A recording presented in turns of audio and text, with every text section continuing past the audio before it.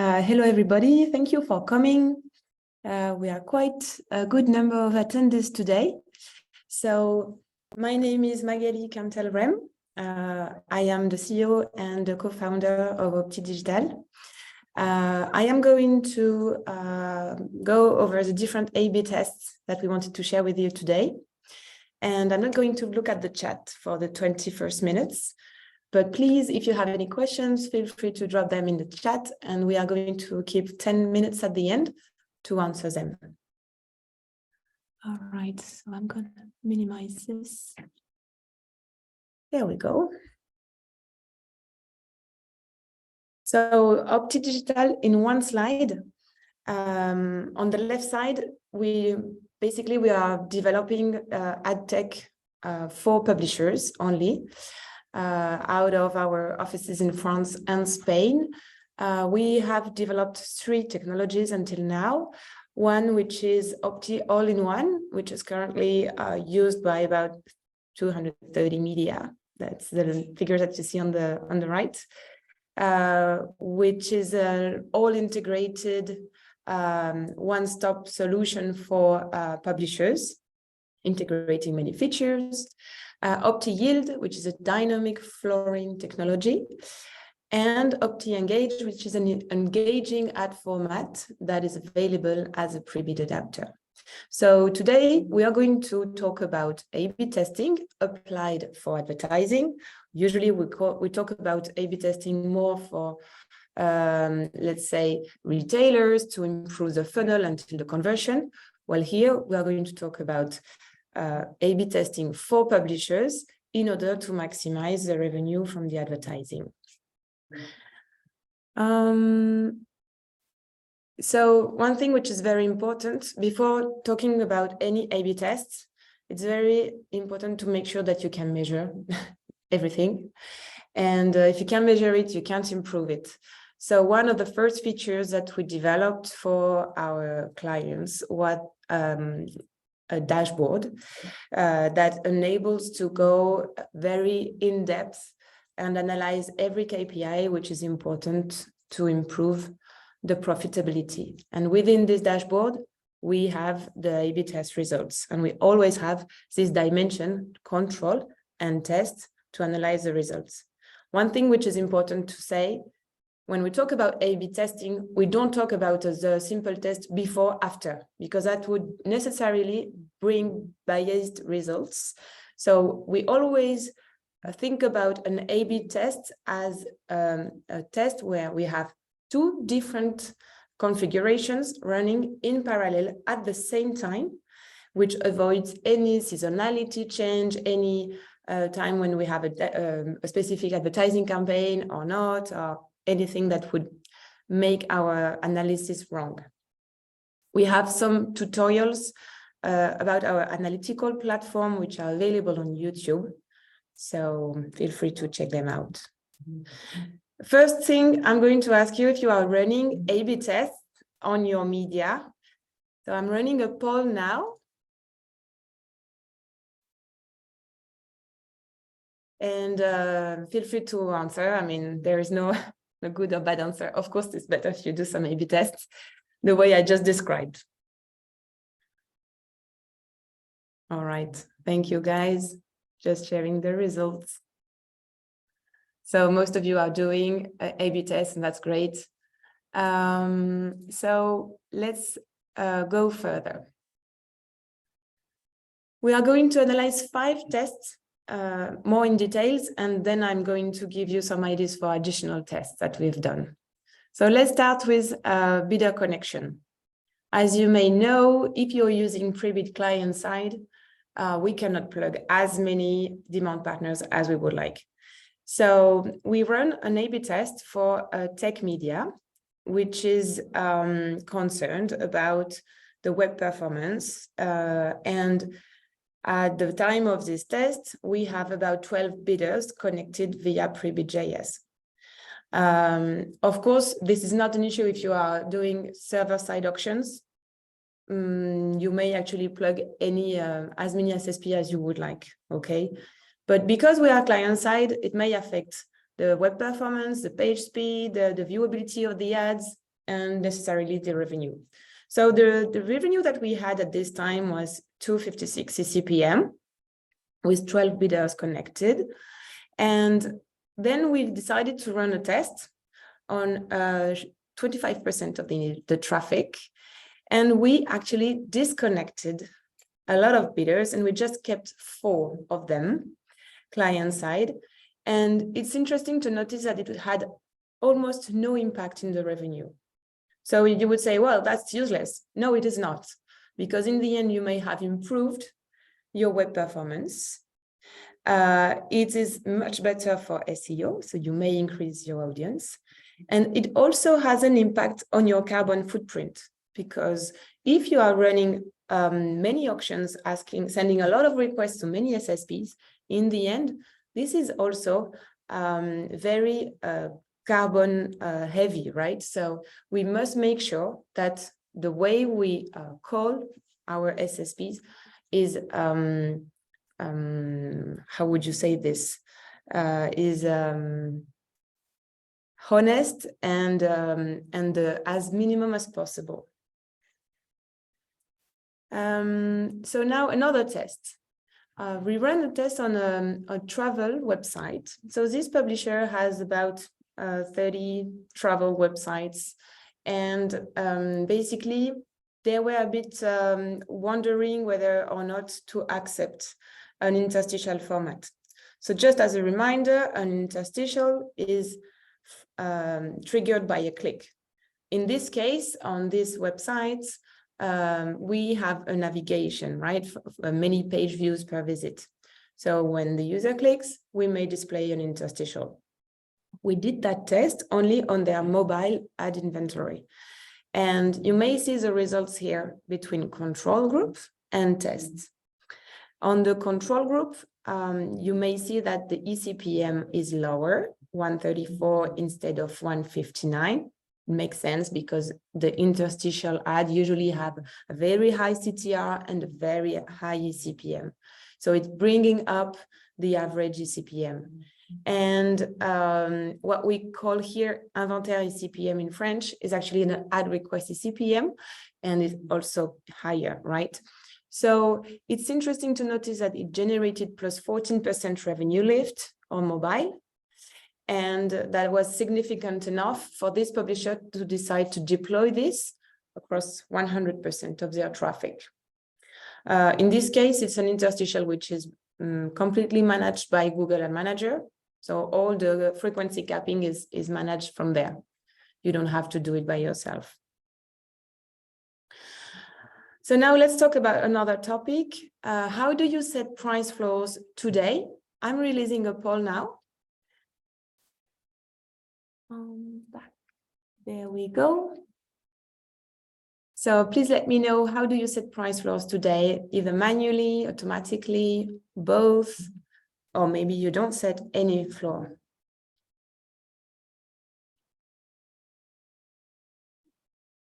Okay, I'm going to end the poll now.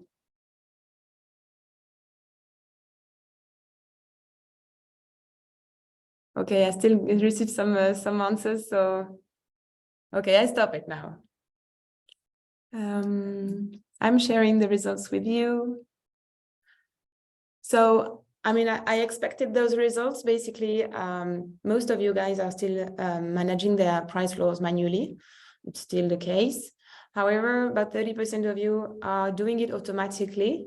Several technologies exist to actually automate and adapt automatically the floors to the level of demand. Sometimes you do both. So we are going to check what are the results of the floor pricing when it is done in an automated way. For the story, we were accompanying this media publisher, which is in the tech area, tech vertical. And what they have decided to check is whether they could actually have a better fill rate if they were disabling the dynamic price floors. Because by default, when we work with a publisher with our technology Opti All-in-One, which integrates a lot of features, we enable this feature of dynamic price floors. So the publisher was concerned because by automatically setting up the floors, it's challenging the buyers to actually pay the real value for the inventory. And basically, it may generate a little bit of unfilled inventory in addition to what we usually see. This technology is completely agnostic. It works across all the demand partners, Google, Amazon TAM, and all the SSPs connected via Prebid. It's very safe. It's only enabling when it's bringing value. And we are usually observing a very nice revenue lift. But in this case, the publisher wanted to check what was the value, right? So what we did is actually doing a test disabling that technology. And here are the results. On the test group, we disabled the technology. So in ad request CPM, you see €1.13 that was generating on the test group versus €1.26 on the control group, meaning that we proved that the dynamic flooring generates plus 11% revenue lift in this specific media, on their audience, and so on. So it's a very good way, A/B testing is a very good way to make sure that you don't have any technical issue as well, and to make sure that a partnership or an intuition that you have is actually true and it's really bringing value to you. Now, a fourth A/B test that we wanted to share with you is something that may seem very detailed, right? Sometimes you think, wow, that's a detail. I mean, I'm not going to make a lot of revenue lift thanks to that. So basically, we run that on a science and tech media. On this website, on mobile, there is a sticky ad placement. Before the test, this sticky ad placement used to be triggered when the end user was scrolling down. And when it was scrolling down after 1,200 pixels. So our team detected a potential opportunity cost because there are other ways to trigger this kind of sticky ad placement. So what we did is actually run a test and trigger this ad placement sticky on page load, meaning every time a page is loaded, we display this ad placement sticky at the bottom of the screen. And what it brought as a result is that basically we created more ad requests, more inventory by plus 29% of volume, and that generated about plus 30% in revenue lift. So it may seem a very tiny detail, but in the end it's not, because it has a huge impact, especially now that we know that mobile traffic is about 70% of the traffic that media receive. Another one, we are running a lot of tests in lazy loading settings. In order to improve the web performance, usually it's recommended to load the different elements on a page in a lazy way. We wait until the user scrolls down on the website before loading the elements. It's also true for ads. So in that publishing website, it was in the gardening vertical, we decided to run a test. On the control group, the ad was loaded once, as soon as the end user was reaching the 600 pixels above the ad, right? On the test group, we decided to display it sooner. So at 900 pixels distance above the ad, we would call the ad placement. And the results we observed is that basically it was generating a 6% revenue lift. Why? Because we are basically generating more impressions, more volume, and that is compensating the decrease in viewability that we were expecting. Because obviously, if you trigger the ad placement earlier, maybe the end user is not going to scroll down until seeing the ad. So it may have a negative impact on the viewability. So in this case, the viewability was decreasing from 75 to 73%. And anyway, thanks to the volume, we managed to generate a revenue lift. So every ad placement must be A/B tested in terms of lazy loading. Obviously, it's not the same if you are on a page with an article than on a page with a list of elements. Every ad placement must have a specific lazy loading setup, and you need to have the possibility to do A/B tests on that, because it may have a big impact in the end of the month. So if you want to go further, I'm going to share with you 5 additional A/B tests. There is no exhaustive list of A/B tests. Possibilities are endless. Every week we happen to have a new idea of A/B tests that we should run. So one of the tests that you may do is adjusting the refresh. I suppose that now many media publishers are doing ad refresh, which is done in our case under the condition of viewability. So if the ad is viewable in the viewport, then and if we have let at least a given amount of time, then we would do a refresh of the ad and display another ad in the same ad placement. It's not an easy one. It's very easy to show the A/B test results in the short run, because obviously if you go from a 30 seconds delay to 15 seconds delay, you are going to increase a lot the volume, and you are going to increase a lot the revenue. But this is going to impact in the midterm the click-through rate on the ads. So the quality score of the site is going to decrease, and the demand that you receive is going to decrease as well. So it's a very tricky one. You may have results on the short term, and then that decide to do some going backwards later on. Adjusting the distance in pixels between ads. So something that we do with our technology Opti All-in-One is offering publishers to integrate the ads dynamically on the page. Our technology is placing the ads on the page and keeping a distance between 2 ads. This distance must be A/B tested. There is no perfect distance at the beginning. We need to apply it and to change it according to the website. So that distance may be defined by default, let's say, I don't know, 800 pixels. And if you want, you can do an A/B test. And on the A/B test, you can set a shorter distance in order to increase the ad density and to increase the volume. And then you make your decisions based on the revenues that you see. Another one which is interesting is adding more sizes within the same ad placement. That one is a funny one as well. By default, your intuition would say, well, if I add more sizes, I would have more competition, better fill rate. So I should put as many sizes as possible and I'm going to have better results. Well, actually, we ended up having a counter example, because at one point in a sidebar on a website which is for gaming and people are playing on desktop, there is a sidebar on that website, and the ad placement that we had by adding more sizes became less visible. Because of the ad placement, a bigger size wouldn't be visible enough, and this would decrease the viewability rate, and it would decrease as well the CPM. So that's something that is very interesting.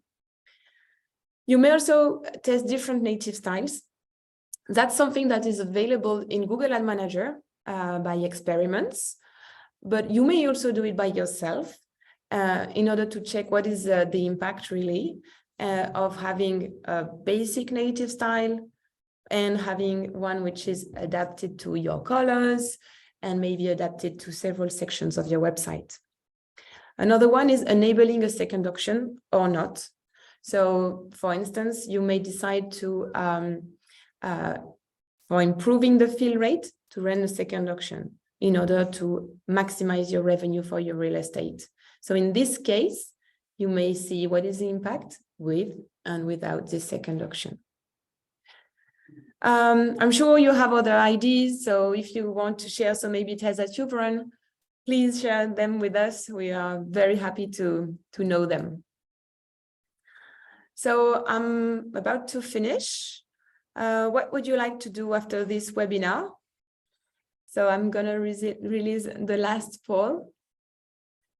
Please let us know what you thought about this. Did you learn anything? Would you like to receive a free audit of your site? Would you like to receive the slides of this presentation or schedule a meeting with one of our monetization experts? I'm waiting a bit for all your answers. Many of you didn't answer anything yet.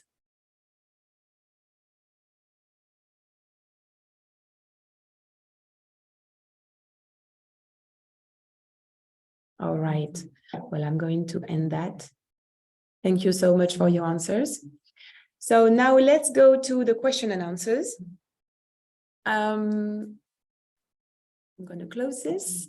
So today with me, I am with Arthur Ferrandes, who is our head of ad operations and who will help me answer all your questions. Okay, so I'm going to open the question and answers here. So how long in average are you running an A/B test?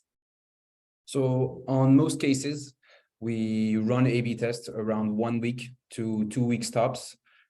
Some tests can last longer, but usually we try to keep it short for the next A/B test and to maximize our time and efficiency regarding A/B testing on sites.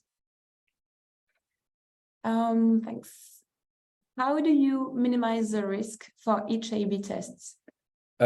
Each A/B test is first tested on a pre-release, so we make sure the test will not hinder the site. And after that, we also always keep a certain percentage that we can adjust depending on the A/B test. We can go with an A/B test that can be 50-50. Usually we go with a test that's 25% of the traffic that goes to the test group, and the other 75% that remains on the control group, which is stable. Mm-hmm. Okay. Then we have a question from David.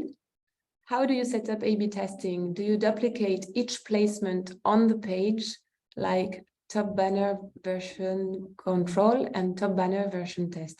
Or do you use a key value? So we use a key value in the ad server, which has two values, basically, either tests or nothing. And then we track the results thanks to the reporting of Google Ad Manager. And just to add on to this, it's in our script that we're actually going to inject the test key value inside the ad unit, which is going to permit to have the two different environments. Another question from David. Why do you measure success as ERPM of the placement and not RPM of the session? So that's a good question. Ideally, it would be much better to do it per session. The truth is, for that, you need to be able to reconciliate data coming from Google Ad Manager and coming from an audience measurement tool. And at this point, when we work with Google reporting API in Google Ad Manager, we don't have the session, we just have the revenue. So what we do is actually we calculate, thanks to our technology, we calculate a given volume of page views, and but we cannot go until the revenue per session.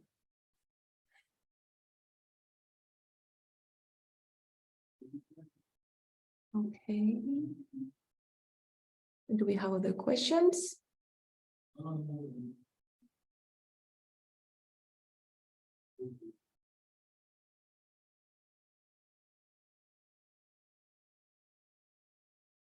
All right. Well, we did it on time. Perfect. If you happen to have any other questions once this webinar is over, just feel free to send me an email at magali@optildigital.com. Be pleased to answer you. Here are my mobile phone numbers. And we hope you enjoyed that. And we will do all the follow-up. One thing for the people who would go to that event, our team is going to attend the upcoming AdTech Summit in Madrid on May 9th. So we would be very happy to meet you there. Have a nice day ahead.